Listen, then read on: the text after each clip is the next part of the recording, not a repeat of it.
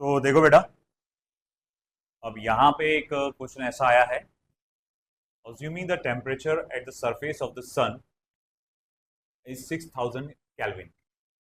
Find the size of the virtual star in terms of the size of the sun, whose surface temperature is 3000 Kelvin, and power radiated by the virtual star is 25 times the power radiated by the sun. Treat both the sun and the virtual star as black body. मतलब कहने का मतलब कैसा है, हमारे पास दो objects है, एक सन। सन का टेम्परेचर आपको बताया गया है एज 6000 केल्विन। ओके, और आपको क्या करना है, आपको एक वर्चुअल स्टार का साइज पता लगाना है। साइज मींस रेडियस पता लगाना है in terms of size of the, यानी रेडियस ऑफ द सन। जो स्टार का रेडियस है वो सन की रेडियस के मुकाबले कितना है, आधा है या 1/4 है या 2 टाइम्स है या 3 टाइम्स है, कितना है ये पता लगाना है। और क्या क्या डेटा दिया हमको कि सन का टेम्परेचर इतना है, स्टार का टेम्परेचर आपका कितना बेटा, स्टार का कितना है 3000 केल्विन। स्टार का टेम्परेचर 3000 केल्विन है और power radiated by the star is 25 times the power radiated by the sun. तो power radiated by the star is 25 times power radiated by the sun. यार ये कैसे, पावर का कौन सा फॉर्मूला आ गया? अरे यार कोई खास नहीं, आप जानते हैं Q upon 8T sigma T raise to power 4, है ना? ये फॉर्मूला है ना आपके पास, ये हमने स्टीफन्स लॉ ऑफ रेडिएशन में पढ़ा है ना। Amount of heat radiated per unit time per unit area directly proportional to fourth power of its absolute temperature. Okay, अब एरिया को अगर मैं उधर भेज दूं तो Q upon T sigma A T raise to power 4 हो जाएगा। अब देखो, heat radiated per unit time, heat radiated, हाँ दैट्स पावर, तो ये हो जाएगा power P is equal to sigma A T raise to power 4। Okay बोले भाई, ठीक है मान लिया। तो अगर ऐसा बात है, इक्वेशन नंबर 1 को हम लोग कैसे रिप्रेजेंट कर सकते हैं फिर, तो मैं लिखूंगा okay, therefore power of sun divided by power of star is equals to sigma A of sun temperature का power 4 of sun upon sigma A of star temperature का, स्टार का टेम्परेचर पावर 4। अब क्या है, सिग्मा और sigma क्या हो गया, कैंसिल। अब पावर ऑफ सन जो है, या फिर पावर ऑफ सन को एज इट इज रखूंगा मैं, और फिर मैं कहूंगा कि ठीक है power of sun as it is आ गया। पावर ऑफ स्टार को क्या लिख सकता हूं मैं, 25 टाइम्स पावर ऑफ सन, ठीक है। और एरिया ऑफ सन को क्या लिख सकता हूं, 4 pi r square of sun into temperature of sun का पावर 4। एरिया ऑफ स्टार को 4 पाई आर स्टार का square into temperature of star का पावर 4। और देखो 4 पाई और 4 पाई कैंसर, पी सन और पी सन कैंसर, बचा क्या 1/25, है ना। और मैं इसका क्या करूंगा, स्क्वायर रूट ले लूंगा। जब मैं स्क्वायर रूट ले लूंगा तो ये आ जाएगा 1/5, यहां से पावर 2 हट जाएगा, और यहां जो पावर 4 है वो सिर्फ पावर 2 बन के रह जाएगा, पावर 2 बन के रह जाएगा, पावर 2 बन के रह जाएगा, ठीक है। अब चलो ठीक है, हमें क्या करना, रेडियस ऑफ स्टार निकालना था। तो रेडियस ऑफ स्टार को मैंने इधर ले लिया, तो रेडियस ऑफ स्टार आ गया इधर, ये 5 चला गया इधर। Radius of sun multiply by, temperature of sun कितना है 6000, टेम्परेचर ऑफ स्टार कितना है 3000, तो 6000 डिवाइडेड बाय 3000 उसका स्क्वायर, ये कैंसिल होके 2 हो जाएगा। 2 का पावर 2 कितना होता है 4, 4 मल्टीप्लाई होगा 5 से बेटा, तो radius of star is equal to 20 times radius of sun. This will be your answer, है ना। मतलब उस स्टार का रेडियस सन के रेडियस के मुकाबले 20 टाइम्स ज्यादा रहेगा। आई बात समझ में आपको ये? ठीक है, तो दिस इज इट, लिख लीजिए ये फटाफट, फिर हम बढ़ते हैं अगले क्वेश्चन की तरफ।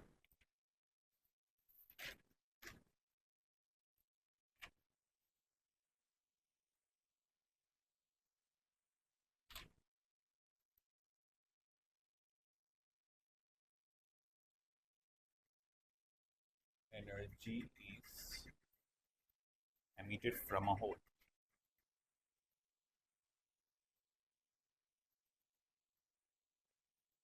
A hole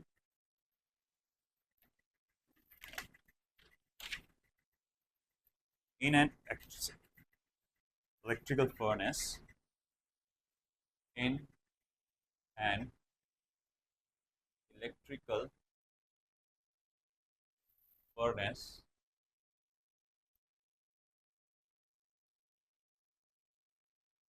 at the rate of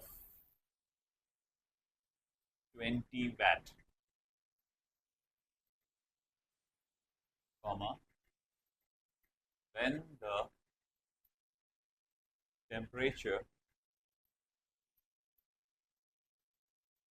of the furnace is 727 degrees Celsius, full stop, what is the area of the hole? Bracket में लिखना है sigma is equals to 5.7 into 10⁻⁻8 joule per metre square per second per kelvin raise to power 4। देखो एक आसान सा question तुम्हारे सामने आया है। फिर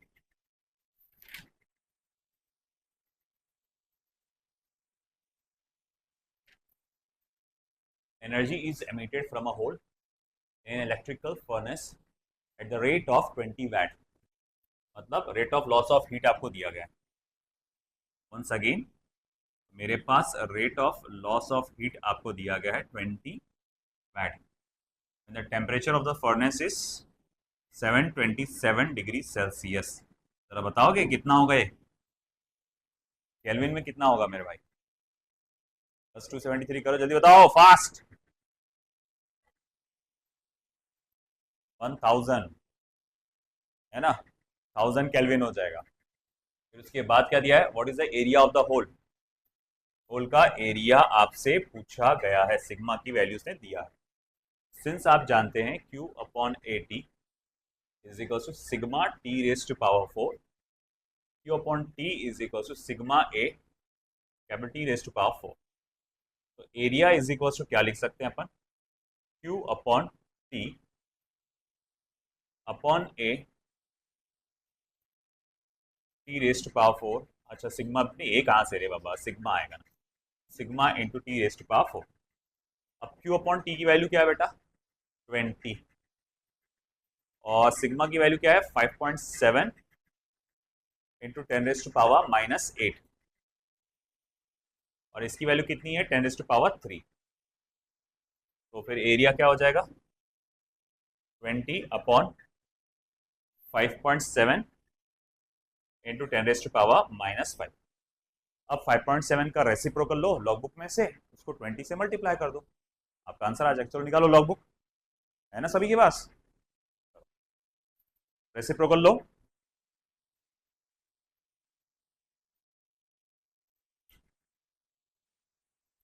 अरे एक मिनट, टेम्परेचर का पावर 4 आना चाहिए ना, वही किया नहीं मैंने, पावर के इश्यूज आएंगे। तो 3 4 जार 12, 12 माइनस 8 कितना होगा 2, ओके 4 सॉरी 10⁻³ उसका पावर 4, 3 4 जार 12, 12 माइनस 8 12, तो 12 माइनस 8 4, 4 रह गया नीचे, वो ऊपर चला जाएगा। अच्छा सबसे पहले तो जाओ रेसिप्रोकल्स में, और देखो 5.7 के इसमें क्या दिया हुआ है, 5.7 का 0 में 0.175, चलो ठीक है, यहां पर दिया हुआ है 0.1754 मल्टीप्लाई बाय 20 इंटू 10 का पावर -4। चलो 2 से मल्टीप्लाई करो उसको सिर्फ। 8 0 5 3 0.3508 इंटू 10⁻³ समझे ना, 2 से मल्टीप्लाई किया अपन ने। जो एक जीरो था ये 10 का पावर -4 को दे दिया अपन है कि नहीं। तो भैया वो 10 का पावर -3 बना देगा इसको, तो इधर रह गया। और एरिया इज इक्वल टू फिर 3.508 10⁻⁻4। एक बार चेक करने दो, डाउटफुल ड्यू टू पावर नहीं बराबर है, सही है। 3.508 into 10⁻⁻4 metre square.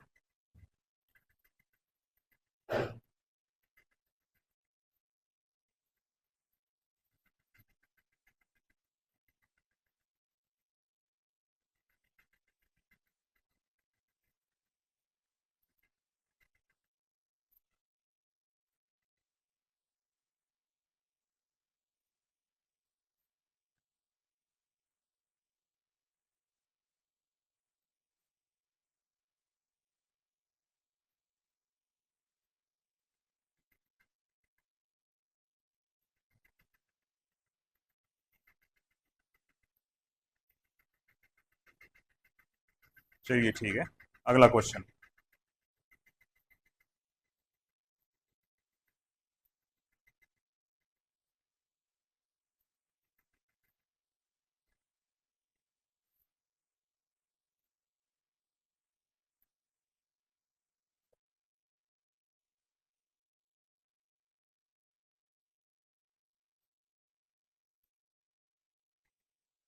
Calculate the amount of heat radiated per second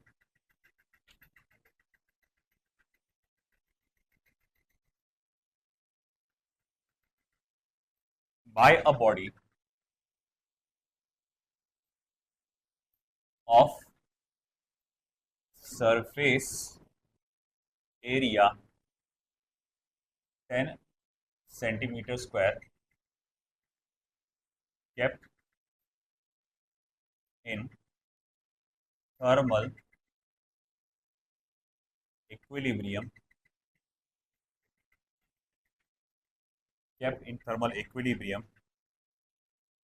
in a room at temperature 27 degrees Celsius. Stop.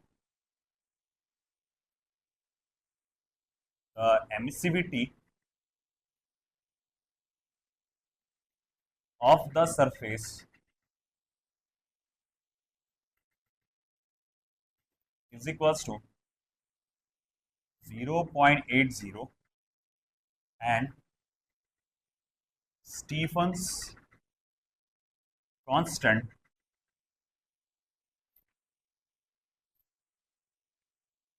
sigma is equals to 6 into 10⁻⁻8 watt per meter square per Kelvin raised to power 4. चलिए try that.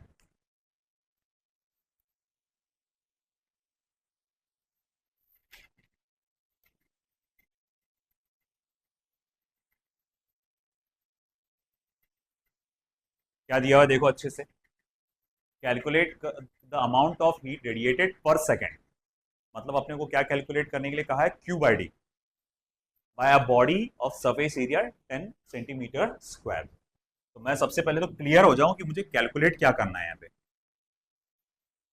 Q by T मुझे calculate करना है, ये clarity आ गई। Area तो ये हो जाएगा 10 सेंटीमीटर स्क्वायर, जिसको 10 into 10⁻⁻4 metre square, 10⁻³ metre square. kept in thermal equilibrium in a room temperature 27 degree Celsius. Thermal equilibrium में है, मतलब जो टेम्परेचर ऑफ द रूम है, बॉडी का टेम्परेचर भी वही है, तो उसका टेम्परेचर क्या रहेगा 27 degree Celsius body. The emissivity, अच्छा हाँ, केल्विन में कितना हो जाएगा ये 300 केल्विन। अच्छा, the emissivity of the body is 0.80 और सिग्मा को उसने क्या लेने के लिए कहा है 6 into 10⁻⁻8 watt per metre square per kelvin raised power 4। ये सारा डेटा आ गया हमारे पास, ये पूरा एनालिटिकल डेटा आ गया, क्या क्या दिया हुआ है क्या क्या नहीं, सब कुछ आ गया। अब फिर उसके बाद आगे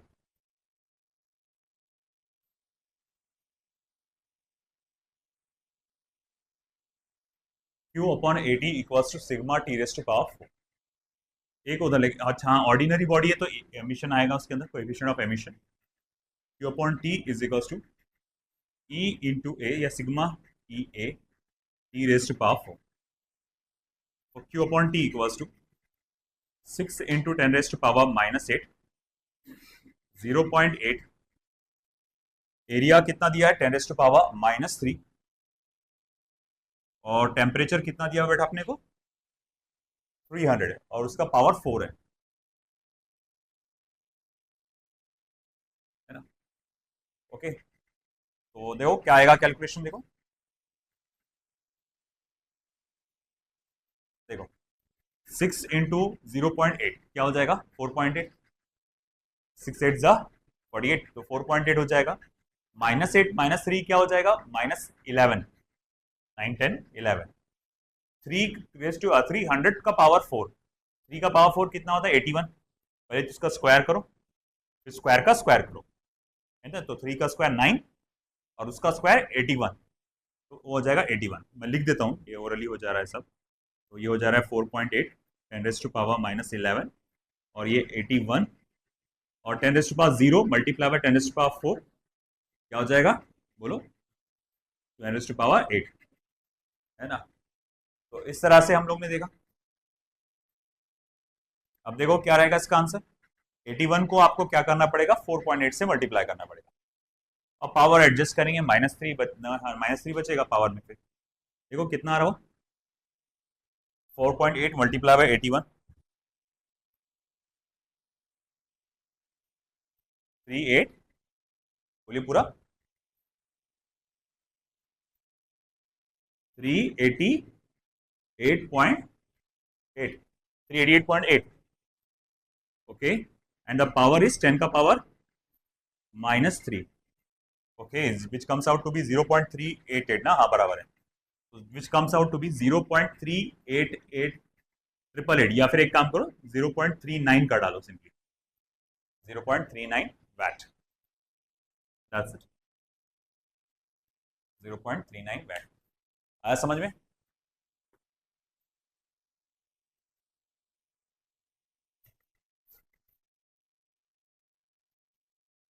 प्रॉब्लम सॉल्व करना है तो क्या पहले कंसेप्ट क्लियर होना चाहिए, क्या है थ्योरी क्या है वो समझ में आना जरूरी है कि क्या हुआ था कैसे हुआ था क्या सीन था सब कुछ। दूसरी बात फॉर्मूले दिमाग में होना जरूरी है, अंधे के जैसे बैठ के अगर सॉल्व कर रहे हो बस लिख रहे हो तो उससे प्रॉब्लम होगा नहीं सॉल्व, है ना, ध्यान रखो भैया।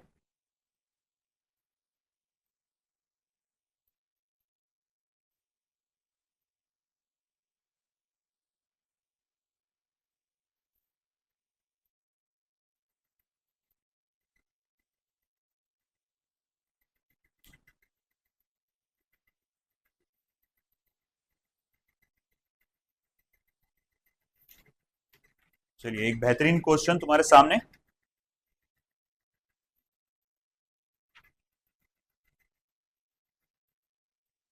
Cubical block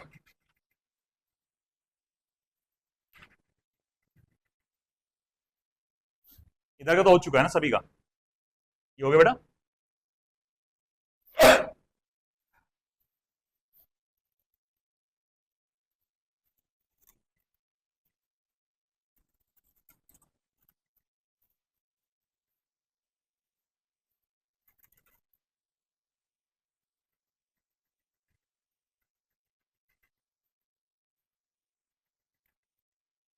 cubical block of mass 1.0 kilogram and edge 5.0 centimeter is heated to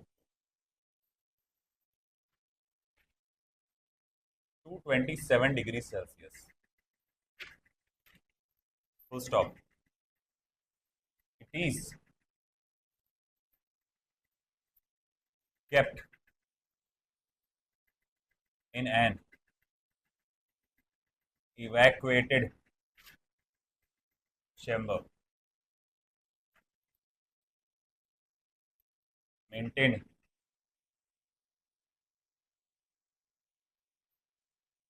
at 27 degrees Celsius. Full stop. Assuming that the block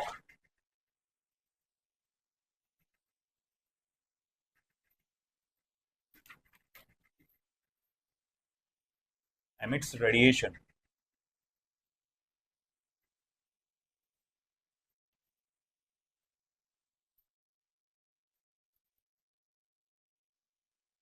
like a black body.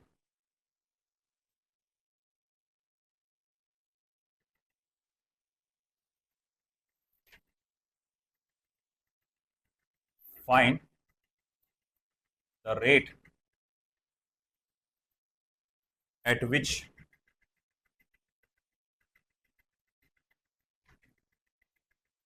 the temperature of the block will decrease.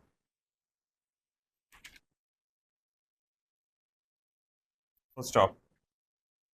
Specific heat capacity of the material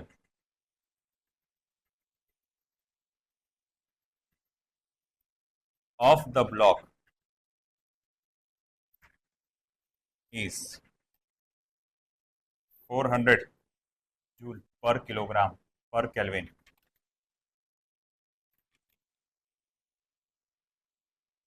Sigma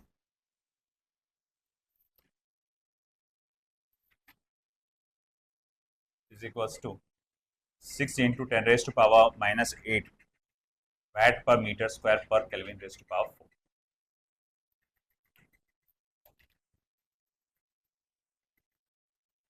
तो इसने क्या बोला है? A cubical block of mass 1.0 kilogram.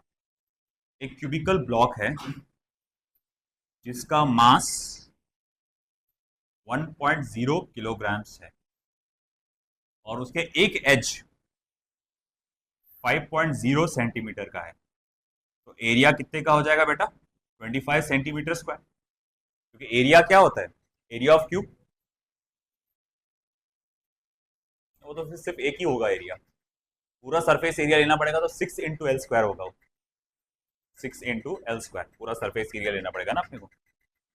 तो 6 into L square यानी 6 into 25 into 10 6 into 25 centimetre square यानी 6 into 25 10 raise to power minus 4 metre square. मैं 6 को एज इट इज रख रहा हूँ, शायद वो कहीं कैंसिल हो जाए, है ना.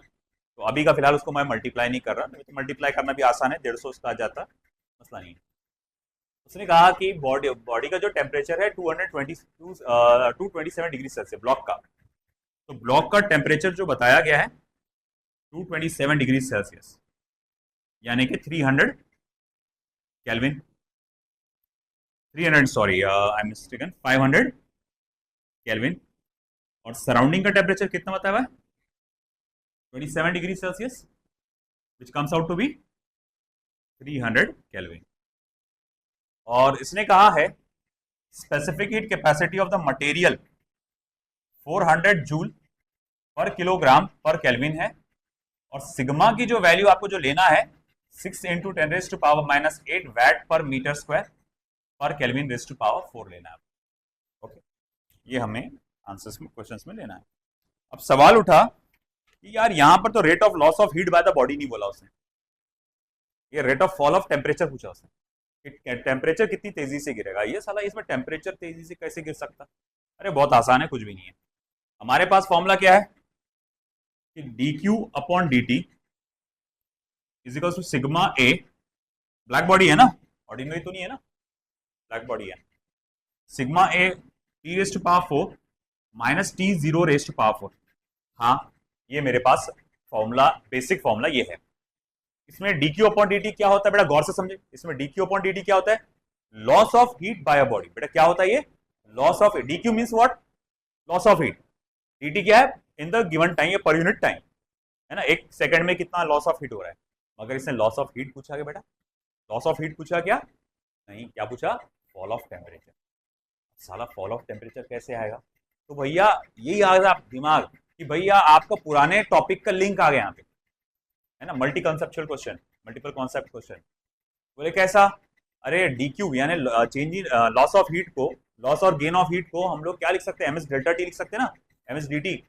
तो मैं यहां लिख सकता since D Q is equal to M S D T, आया ना,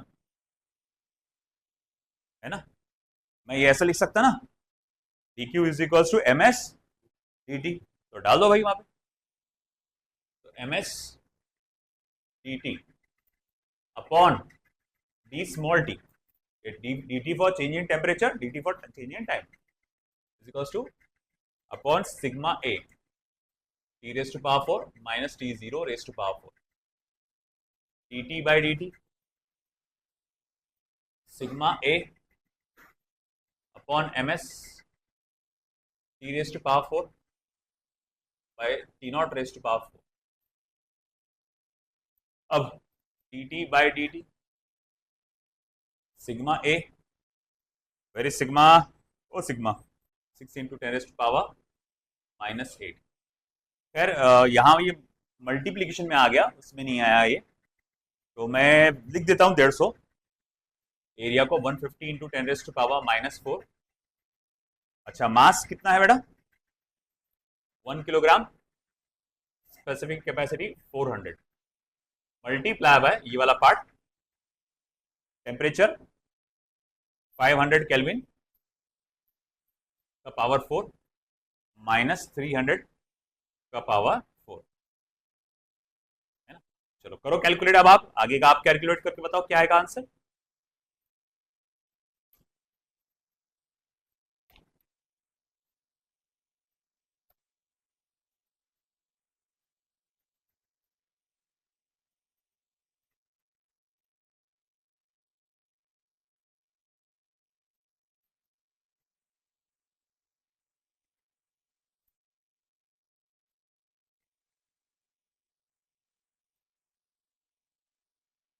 सिक्स इंटू 150 या 6 इंटू 15 करो, 0 0 कैंसिल करिए।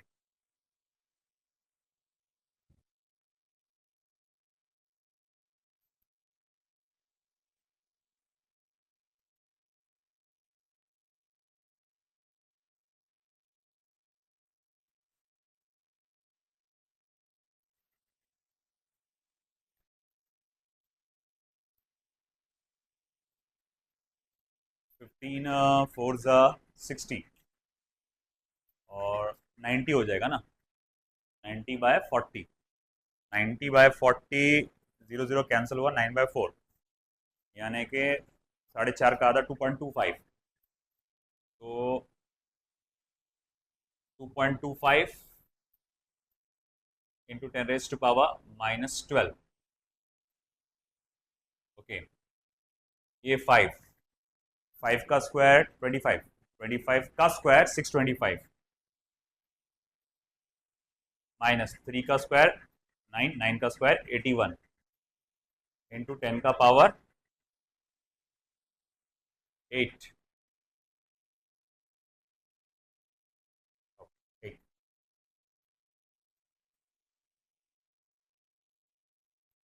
2.25,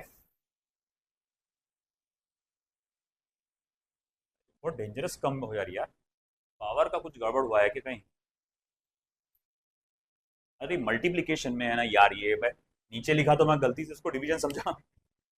मैं तो बोलूं इतना डेंजर, वैल्यू कम क्यों जा रहा? मल्टीप्लिकेशन में नहीं।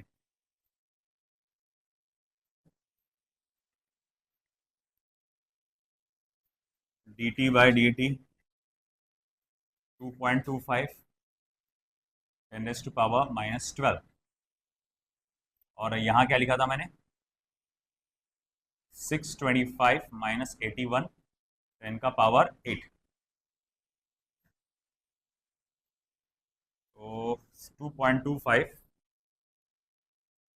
ओके, मल्टीप्लाई बाय 5 में से 1 गया 4, 62 में से 8 गया हाउ मच? 54। ना 54, 544। तो 544 10⁻⁻4। अब इसको मल्टीप्लाई करो, कितना रहा?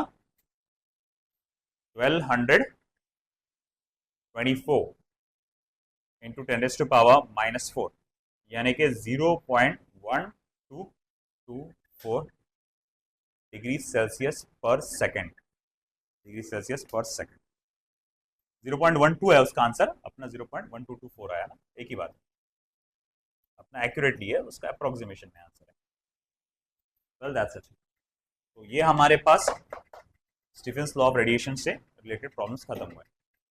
अब आखिरी एक टॉपिक बचता है, छोटा है वो, ज़्यादा बड़ा नहीं है, Newton's law of cooling, but वो मैं अगले उसमें कवर करूंगा, न्यूटन्स लॉ ऑफ कूलिंग जो है है ना, क्योंकि वो एक साथ मुझे सेशन लेके कंप्लीट करना है, तो प्रोबेबली मंडे को। तुम्हारा कल टेस्ट है ना, मॉक टेस्ट आया हुआ है? कितने बजे से टाइमिंग है? 10 बजे से। अमजद, इनके मॉक टेस्ट का टाइमिंग क्या रख रहे हैं अमजद? इनके मॉक टेस्ट का टाइमिंग क्या है? 1:30 बजे तक। 10:30 से 1:30 बजे तक। ठीक है, देखते हैं। नहीं भाई, नहीं हो पाएगा मेरा। मैं चाह रहा था कि 1:30 बजे आके ले लूँ मैं लेक्चर, मगर धूप हो जाएगी, 2:30 पौने 3 तक के लेना पड़ेगा वो। मंडे को कवर कर लेंगे इसका, नो प्रॉब्लम। ठीक है। और देखो भाई, ऐसा है, रमज़ान के बाद मैं हार्डली कुछ दिन बचे हुए अपने, 8 दिन कुछ बचे हुए, 9-8 दिन। तो रमज़ान के बाद मैं डबल की स्पीड से लूँगा, मैं 1.5 पौने 2 घंटे की बैचेस लूँगा, क्योंकि मुझे बिफोर में आपका पूरा सिलेबस कंप्लीट करना है। और ख़ास बात, नीट का जो पेपर होगा उसका टेस्ट वो आपको भी देना पड़ेगा एट द सेम डे, या सेम डे तो मुश्किल होगा, दूसरे दिन क्वेश्चन पेपर हाथ में आना मुश्किल रहेगा, उसके दूसरे दिन जो भी एक आ जाता है क्वेश्चन पेपर, तो आपको टेस्ट पेपर वो देना पड़ेगा, जिसमें NCERT 11th का जो जो क्वेश्चन आया है वो आपको अटेम्प्ट करना पड़ेगा फ्रैंकली, मतलब डायरेक्ट आओ, देखो क्या है कि हम अटेम्प्ट कर पाते हैं कि नहीं, नीट का जो एक्चुअल क्वेश्चन पेपर है वो अटेम्प्ट कर पाते हैं। तो देखो कैसा है, कई सारे कर भी लेते हैं, मसला वो नहीं है, ये लेगेसी को कायम रखना ये बहुत मैटर करता है। जैसे फॉर एग्जांपल, इससे पहले की बैच थे जो आपके सुपर सीनियर्स की एक बैच थी, उनको बहुत ज़बरदस्त ट्रेन किया था मैंने।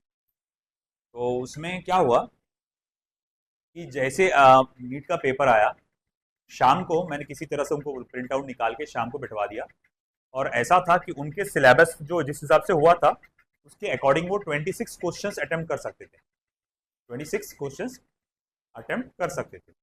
उसमें हाईएस्ट स्कोर था कि एक स्टूडेंट ने 24 क्वेश्चन करेक्ट अटेम्प्ट किया था, एक ने सेकंड हाईएस्ट 22 था, फिर थोड़े से कुछ कम होते होते 16 17 18 ऐसे कुछ कुछ क्वेश्चन थे उसके अंदर अटेम्प्ट किए हुए, मतलब काफ़ी बच्चों ने 16 क्वेश्चंस अबाउ करेक्ट किए थे उन्होंने।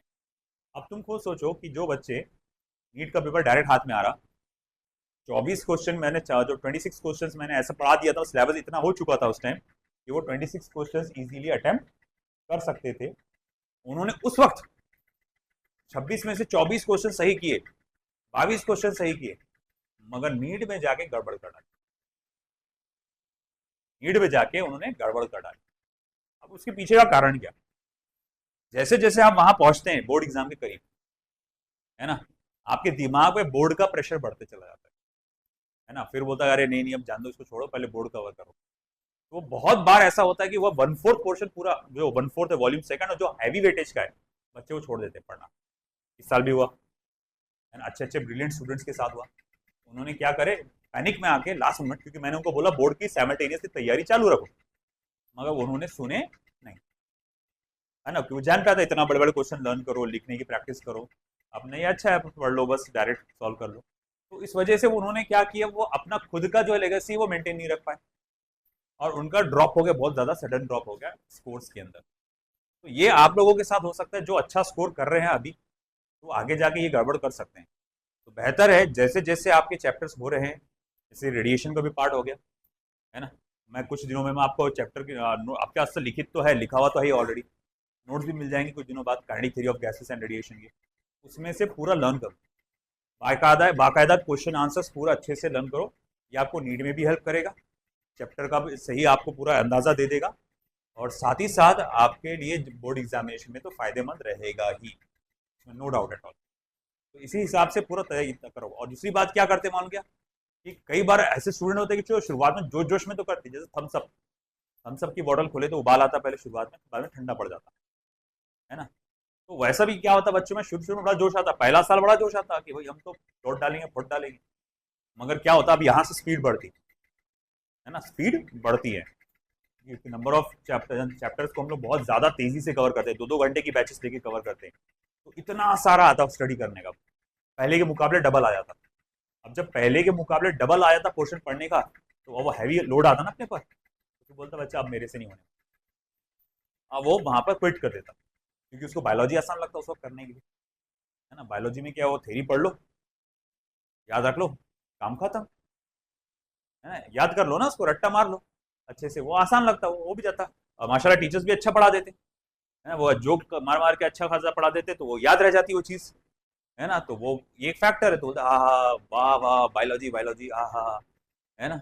अब फिजिक्स में क्या है भैया, यहाँ तो तुम्हारी एबिलिटी चेक करते हैं ना, अपनी एबिलिटी, है ना, ऐसा नहीं है कि आपको बस एक इंस्ट्रक्शन दे दो फॉलो कर लो हो जाएगा। जैसे फिजिक्स कैसा है कि मैं तुमको बोल रहा कि गाड़ी चलाने का इंस्ट्रक्शन दे रहा, देखो जब आप गाड़ी चलाएंगे, है ना, जैसे आप मान लो सबको पहली बार जो कार चला रहे फॉर एग्जाम्पल, मैंने आपको इंस्ट्रक्शन दिया, जब आप गाड़ी चालू करेंगे तो क्लच को धीरे से छोड़ना, गाड़ी अपने आप आगे बढ़ेगी, फिर धीरे धीरे एक्सीलेटर दबाना, फिर उसके बाद सेकंड गियर में डालना, है ना। अब ये सब इंस्ट्रक्शन दे दिया मैंने आपको, और फिर उसके बाद बैठा दिया आपको गाड़ी पे, आपने बोला इंस्ट्रक्शन तो अपने को आता है, अपना क्या अपन तो बार इजीली कर लेंगे, इंस्ट्रक्शंस अपने को मालूम है, वो इंस्ट्रक्शन को फॉलो करना है, और जैसी तुमने लेके पहली स्ट्रोक, है ना, तो एक ही स्ट्रोक में भैया वहीं हो जाता है एक्सीडेंट सामने वाले, है ना। मेरा एक कजिन, उसको मैंने 1-2 बार कार का मैंने ट्रायल दिया, उसको सिखाया थोड़ा सा 1-2 बार, वो भी कहाँ पर, वो खाली रोड था हमारे गांव के पास, जो खेतों के पास का एक खाली रोड था, कोई नहीं आने आने वाला, ये चौड़ा रोड खाली, कुछ नहीं आने आने वाला। सुबह में मैं इसको 1-2 बार लेके घुमा खाली रोड पे, कि भाई हाँ ठीक है चल तू प्रैक्टिस कर ले, तेरे को सिखा देता हूँ। अब भाई बड़े जोश में आ गया कि मेरे को आती है अब तो गाड़ी, है ना। अब उनके घर में एक जो सेकेंड हैंड कार डील वाला है वो आया गाड़ी दिखाने के लिए, आपको गाड़ी जो चाहिए, Hyundai i10, एक न्यू ब्रांड न्यू, अच्छी न्यू तो नहीं मतलब पुरानी सेकंड हैंड, मगर अच्छी दिखने में, ये मियाँ जोश, मुझे आता, बोले मुझे आता, उसने मुझे सिखा दिया बोले, तो बोले अच्छा ठीक है। वो बंदा गया, गाड़ी के स्टेयरिंग पे बैठा, है ना, और छोड़ा उसने, है ना। अब उसने जो ग्राउंड पे छोड़ा था जिस स्पीड से, है ना, उस स्पीड से उसने क्लच को यहाँ छोड़ा, गाड़ी निकली जब करके आगे, जब करके निकली, सामने एक फेंसिंग थी सामने वाली, है ना, उससे टकराई, बाउंस हुई, पलट गई, है ना। तो अब भाई बता, उसको इंस्ट्रक्शंस तो मालूम थे, 1-2 बार तो प्रैक्टिस भी कर लिया था उसने, फिर भी बाउंस हो गया, है ना, फिर भी बाउंस हो गया। मसला क्या था, है ना, कि जो प्रैक्टिस किया था वो इनफ नहीं थी, ये मसला आ जाता है कि आप फिजिक्स ये है एक एबिलिटी की तरह, एक गेम के जैसा है कि आपको मल्टीपल प्रैक्टिस करना पड़ेगा, बार बार बार बार बार बार प्रैक्टिस करना पड़ेगा, तब जाके महारत हासिल हो, है ना। और एक बार जब महारत हासिल हो जाती है तो आपको करने में मजा आता है, उसको सॉल्व करने में भी मजा आता है ना। मगर वही है कि आपको लगे रहना है इसके साथ, आखिरी तक आपको वो करना पड़ेगा, भाई वही तो है, इसीलिए तो उन्होंने नीट में रखा है। उनको मालूम है बायो केमिस्ट्री रखेंगे तो साला वो तो बहुत सारे बच्चे आ जाएंगे 600 के पर, तो फिर कट ऑफ तो अगर मान लो फॉर एग्जाम्पल 300 का या फिर 350 का, जो मान लो फॉर एग्जाम्पल अपन लेते हैं, चलो 100 मार्क का केमिस्ट्री, 100 मार्क का फिजिक्स बायोलॉजी एग्जाम्पल के लिए, फिजिक्स हटा दो बोले 200 मार्क का पेपर, बहुत सारे बच्चे 180 190 के ऊपर आ जाएंगे, बहुत सारे, 150 तो बहुत इजीली। अरे भाई मालूम है उसमें ज्यादा एफर्ट्स नहीं लगते इस चैप्टर में, इस सब्जेक्ट में, बहुत सारे आ जाएंगे। फिर उनके लिए झंझट बढ़ जाएंगे, क्या क्या हिसाब से क्या सिलेक्शन क्या करना हम लोगों ने, किस हिसाब से सिलेक्शन करना है ना। तो ये बेसिस के लिए वो फिजिक्स रखते हैं, फिजिक्स रहता है नीट में भी। ऐसा नहीं है कि हमको फिजिक्स नहीं पढ़ना है, अरे भैया जो आपको आगे जाके फिजिक्स का एज अ सब्जेक्ट, जहाँ तक मैंने सुना, मैंने मेडिकल के सब्जेक्ट्स पूरा अच्छे से देखा नहीं, बट मैंने सुना तो भैया मेडिकल के अंदर भी हल्का फुल्का फिजिक्स का पढ़ाना ही पड़ता है। और जो आपके जो गैजेट्स आप यूज़ करते हैं, आप स्टेथोस्कोप यूज़ करते हैं, एमआरआई मशीन यूज़ करते हैं, है ना, आप एक्सरे मशीन यूज़ करते हैं, ये सब चीज़ों के लिए, सब चीज़ें कैसे बनती है, फिजिक्स की नॉलेज से बनती है। तो भैया आपको उसका फंक्शन मालूम होना चाहिए। क्या हुआ, एक एम्स के डॉक्टर का मैंने देखा था कि बोले जैसे एम्स का नया नया लड़का जो एम्स में सेलेक्ट हुआ था, सेकंड ईयर था शायद उसका, फर्स्ट या सेकंड ईयर, तो उसने बोला कि लोग बोलते फिजिक्स की क्या जरूरत है तुमको, बोले फिजिक्स में प्रॉब्लम जा रहा है, ये लो बोले बताता हूँ मैं, बोले ये देखो एक्सरे का कुछ बता रहा था वो, बोले ये पूरा कैलकुलेट करके पता लगाना पड़ता है, वो मुझे एग्जैक्ट याद नहीं रहा वो पॉइंट, मैं कभी मिला तो आपको भेजूंगा, मैं ग्रुप पे डालूंगा, मगर उसने इंपॉर्टेंस बताया। तो भाई अगर आप बहुत सीरियस है नीट को लेकर, तो आपको ये मतलब मेहनत जारी रखना पड़ेगी, अभी जो कर रहे हैं उससे ज्यादा की मेहनत करना पड़ेगी, है ना। नहीं तो मतलब सिंपल हमेशा एक बच्चे को बोलता, अरे फॉर्म भी मत भरो, है ना, 1,500 रुपये मिलते, मस्त जाके पार्टी करो, खाने पियो, खाओ पियो अच्छे से, दिल को भी लगेगा, कम से कम दोस्तों को खिलाओ पिलाओ, कुछ काम में भी तो आएगा। नहीं तो जबरदस्ती वो फॉर्म भर रहे, तुम तैयारी तो कर नहीं रहे उस एग्जाम की जिसका तुम फॉर्म भर रहे, है ना, तैयारी तो कर नहीं रहे। मान लो टिकट लेकर रखा मैं, मुझे मालूम है भाई 2 बजे की ट्रेन है, लेकर रखा मैं, मगर आराम से मैं सो रहा भाई, है ना, 12 1 बज गया, वो बोल रहा अरे जल्दी निकल, टाइम है, ट्रेन चले जाएगी, रेलवे स्टेशन में जल्दी पहुंचना है, आप जाएंगे ना रे आराम से, है ना। अब अगर उसने ऐसी हरकतें कर रहा है, वो इतना डिले कर रहा है जाने के लिए, जाहिर बात है ट्रेन छूट जा रहा है, उसको लेके नहीं जाएगी, तो मैं बोलूंगा क्या तुम ट्रेन के टिकट क्यों खरीदा जब तक वो जाना ही नहीं था, तो वैसी सीन है। तुम नीट का एग्जाम का फॉर्म भर रहे और तुम बोलते तुम्हारा एमबीबीएस का ख्वाब है, तो सिर्फ ख्वाब देखने से नहीं होता कि मेरा ख्वाब है, कि मेरा ख्वाब है कि मैं एम्स में जाऊंगा, मेरा ख्वाब है कि मुझे एमबीबीएस, अरे भाई ख्वाब देखने से हो जाता तो मैं भी आज एयरफोर्स का फाइटर पायलट होता, है ना। तो भाई ख्वाब देखने से कुछ नहीं होता, आपको उसके लिए क्या करना पड़ता, बहुत सारे एफर्ट्स लेना पड़ता। ये भी एक एफर्ट का था, है ना, कि यहाँ पर आप भले ही आप रोजे में हैं, आपको तकलीफ जा रही है, आपको मसले जा रहे हैं, मगर फिर भी आप लगे हुए हो, आप मेहनत लगातार कर रहे हो, ये एफर्ट जरूरी। और दूसरी बात ये कमजोरी हो, मतलब मैं, मेरे को बहुत बेकार लगता है ये कि जब यार तुम रोजे में है और उसका बहाना देके, रोजे का बहाना देकर तुम बोलते कि नहीं मेरे से ये नहीं होगा, मेरे से वो नहीं होगा, नहीं, ये फिर आप तो अपनी कमजोरी साबित कर रहे हो कि भाई हाँ हम कमजोर हो जाते हैं रोजा रख के, ये गलत बात है। इसको कभी भी अपनी कमजोरी मत बनाओ, इसको अपनी ताकत बनाओ, नहीं भाई हम इस सिचुएशन में भी कर सकते हैं, है ना। कोई भी सर्विस, कहीं पे भी कोई भी सर्विस है, आप देने से पीछे मत हटो। आप देखो ना कई सारे, जैसा कि आप गल्फ कंट्रीज वाले फुटबॉल प्लेयर्स देखो, वो लोग रोजा रख के फुटबॉल खेलते हैं, है ना। ऐसा जरूरी नहीं कि अपना, मतलब एक बता रहा हूँ मैं, जैसे उनका डेडिकेशन देखो।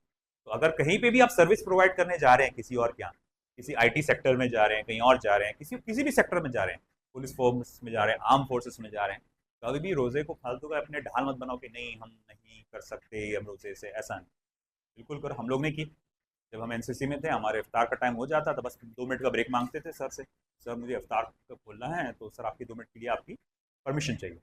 वो लोग भी बहुत जनरस थे, आर्मी में आर्मी ऑफिसर रहते थे, बोले ठीक है बेटा जल्दी जाके आ जाओ, गए 2 खजूर खाए, फटफट 2 4 बिस्किट खा लिए, पानी पी लिया, आ गए, लग गए फॉल इन वापस से।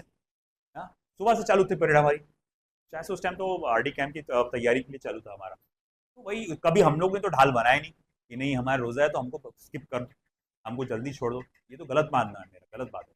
आप कहीं हैं, कहीं सर्विस प्रोवाइडर है आप कहीं, तो आपको उसको पूरा सपोर्ट करना आपका काम है। हाँ, वो जेनरसली आपको बोलता है बेटा ठीक है आप रोजे से आप बहुत कर रहे हो, आप ठीक है आप चले जाओ आप जल्दी, वो खुद से बोल रहा है, बहुत अच्छी बात है, बी थैंकफुल टू हिम कि आपको उसने आपको समझ के आपको दिया, और अच्छी बात है वो, है ना। अगर नहीं ठीक है भाई, उसकी पॉलिसी नहीं है उस हिसाब से, उसको नुकसान हो सकता है आपके उस चीज़ की वजह से, तो आप बिल्कुल ये बहाने मत बनाओ, पढ़ाई के लिए भी अपने बहाने मत बनाओ कि मैं रोजे से हूँ इसलिए मेरे से पढ़ाई नहीं हो पा रही, ये सब फालतू बातें करने वाले कर रहे हैं।